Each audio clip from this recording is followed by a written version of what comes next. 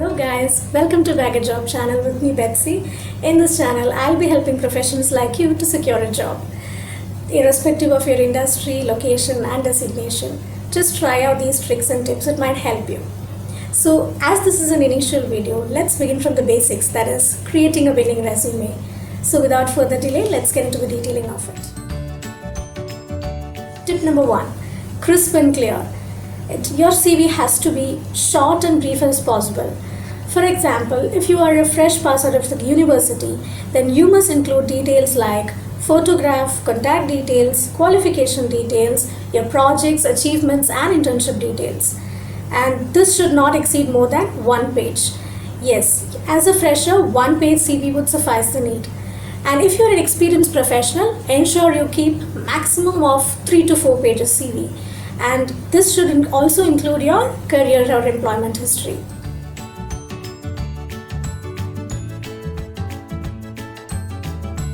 Tip number 2, include the right keywords or buzzwords. First of all, be very clear for which position you're applying for and insert the right keyword or skill set of the targeted position. So from where you get these keywords? You get it from the job description or JD.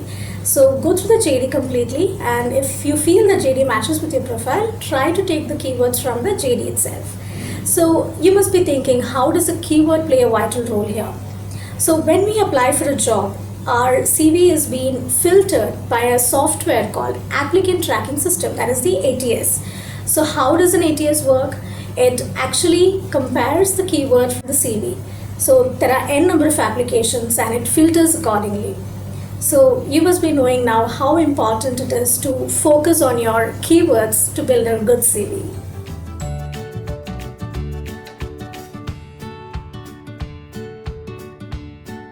Tip number 3, focus on the top center of your CV. Why top center of your CV? Because researchers have proved that recruiters do not take more than 6 to 7 seconds to glance through your profile. So as a job seeker, it is our responsibility to capture their attention in the 6 to 7 seconds. How can we do that? We can do that by deleting the unwanted informations. So as we discussed in tip number 1, you can always delete the complete address, it's not required. And secondly, you can also delete the objective. Objective has been outdated and it is not in practice now. So you can always replace objective with your job summary. What is your job summary? It is nothing but your branding of your employment history. You can put it in bullet points to avoid space in your profile.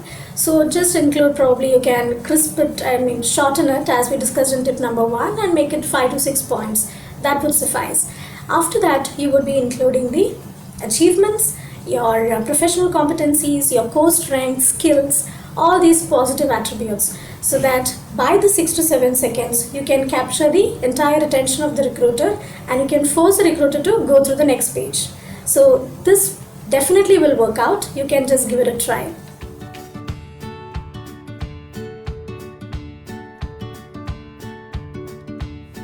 Tip number 4, formatting and making your CV error-free. So recruiters receive a lot of applications on a daily basis and it is our responsibility to make our CV outstanding from any other applicant. For this, you need to format your CV really well by structuring it.